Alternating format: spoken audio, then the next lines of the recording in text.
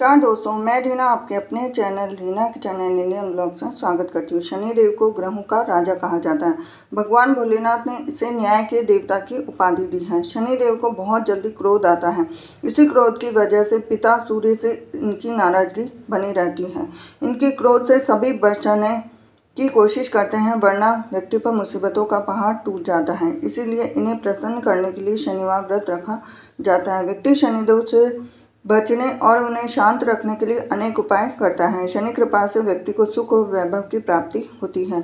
जो लोग शनिवार का व्रत करते हैं उनको पूजा के समय शनिवार व्रत का श्रवण करना चाहिए। शनिवार की व्रत कथा। एक बार सभी 9 ग्रहों सूर्य, चंद्र, मंगल, बुध, बृहस्पति, शुक्र, शनि, राहु और केतु में बहस हो गई।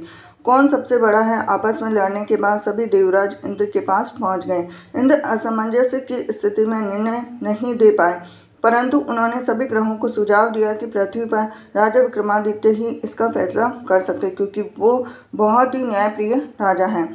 सभी पृथ्वी पर राजा विक्रमादित्य के पास गए और अपने आने का कारण बताया। राजा उनकी समस्या को सुनकर बहुत परेशान हो गए। उनका चिंतित होना लाजमी था, क्योंकि जिसको भी किसी से छोटा बताता तो वही गुस्सा कर जाएगा। राजा के काफ़ी सोच विचार के बाद उन्हें एक उपाय सूझा। उन्होंने सुवर्ण, रजत, कांस्य, पीतल, सीसा, रांगा जैसा अभ्रक और लोहे से 9 सिंहासन का निर्माण कराया। उन्हें उपयुक्त क्रम में रख दिया। सबसे निवेदन किया गया कि क्रमानुसार सिंहासन पर आसन ग्रहण करें। शर्त रखा गया कि जो सबसे अंतिम में सिंहासन पर आसन ग्रहण करेगा वही सबसे छोटा माना जाएगा, जिसकी वजह से शनिदेव सबसे बाद में आसन प्राप्त कर सके और सबसे छोटे कहलाए। क्रोध के आवेश में आकर शनिदेव ने सोचा कि राजा ने यह सब जानबूझकर कर दिया। कुपित होकर राजा से कहा कि राजा, तू मुझे नहीं जानता। सूर्य एक राशि में 1 महीना, चंद्रमा 2.25 महीने 2 दिन और मंगल 1.5 महीना, बृहस्पति 13 महीने, बुध और शुक्र 1-1 महीने विचरण करते हैं, लेकिन मैं 2.5 से 7.5 साल तक रहता रहूं। मैंने बड़े बड़े का विनाश किया है। श्री राम की 7.5 आने पर उन्हें जंगल जंगल भटकना पड़ा और रावण की आने पर लंका को बंदरों की सेना से परास्त होना पड़ा। क्रोधित शनिदेव ने राजा से कहा कि अब आपको सावधान रहने की जरूरत है। इतना कहकर शनिदेव कुपित अवस्था में वहां से चले गए। समय गुजरता गया और काल चक्र का पहिया घूमते हुए राजा की 7.5 आ ही गई। तब शनिदेव घोड़ों का सौदागर बनकर राजा के राज्य में गए। उनके साथ अच्छे नस्ल के सारे घोड़े थे। जब राजा को सौदागर के घोड़ों का पता चला तो अश्वपाल को अच्छे घोड़े खरीदने के लिए भेजा। अश्वपाल ने अच्छे घोड़े खरीदे और इसके अलावा सौदागर ने उपहार स्वरूप एक सर्वोत्तम नस्ल के घोड़े की राजा की सवारी हेतु दिया।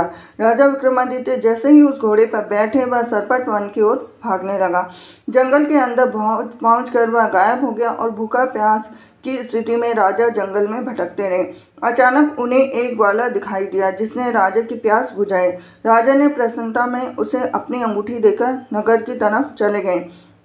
वहां एक सेठ की दुकान पर पहुंचकर उन्होंने जल पिया और उनका नाम बीका बताया। भाग्यवश उस दिन सेठ की खूब आमदनी हुई। सेठ खुश होकर उन्हें अपने साथ लेकर आया। सेठ के घर में खूंटी पर एक हार टंगा था, जिसको खूंटी निगल रही थी। कुछ ही देर में हार पूरी तरह से गायब हो गई और सेठ वापस आ गया तो हार गायब था। उसे लगा कि बीका ने ही उसे चुरा लिया। सेठ ने बीका को कोतवाल में पकड़ा लिया और दंड स्वरूप राजा उसे चोर समझकर हाथ पैर कटवा लिए। अपंग अवस्था में उसे नगर के बाहर फेंक दिया गया। तभी वहां से एक तेली निकल रहा था, जिसको बीका पर दया आ गई। उसने बीका को अपनी गाड़ी में बैठा दिया।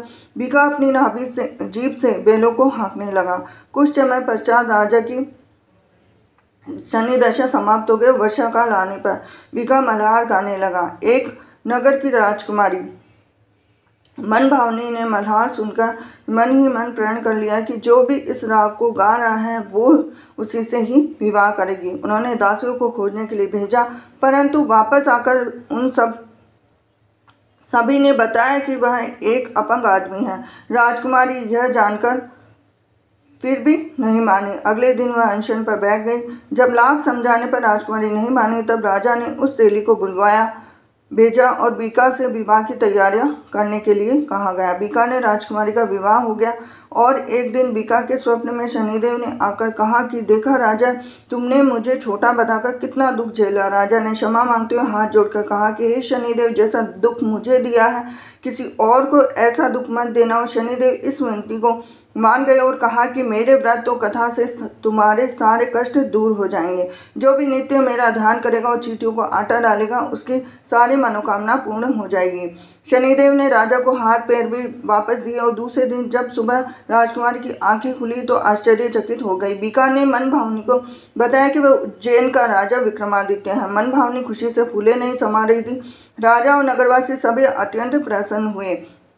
सेठ ने जब यह सुना तो वह पैरों पर गिरकर क्षमा मांगने लगा। राजा ने कहा कि यह सब शनिदेव के कोप का प्रभाव था और इसमें किसी का कोई दोष नहीं है। सेठ ने निवेदन करते हुए कहा कि मुझे शांति तभी मिलेगी जब आप मेरे घर चलकर भोजन करेंगे। सेठ ने कई प्रकार के व्यंजनों से राजा का सत्कार किया और जब राजा भोजन करने लग रहे थे तभी खूंटी हार निकल गई थी, वहीं अब उसे उगल रही है। सेठ ने अनेक मोहरे देकर राजा का स्वागत किया और अपनी कन्या शिकवरी से पानी ग्रहण का निवेदन किया।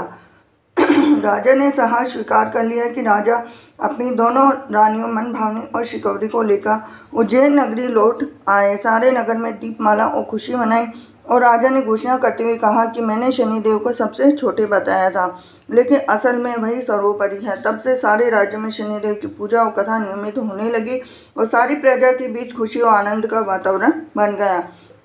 शनिदेव के व्रत की कथा को जो भी सुनता और पढ़ता है उसके सारे दुख दूर होते हैं। तो ये थी आज की शनिदेव की व्रत कथा।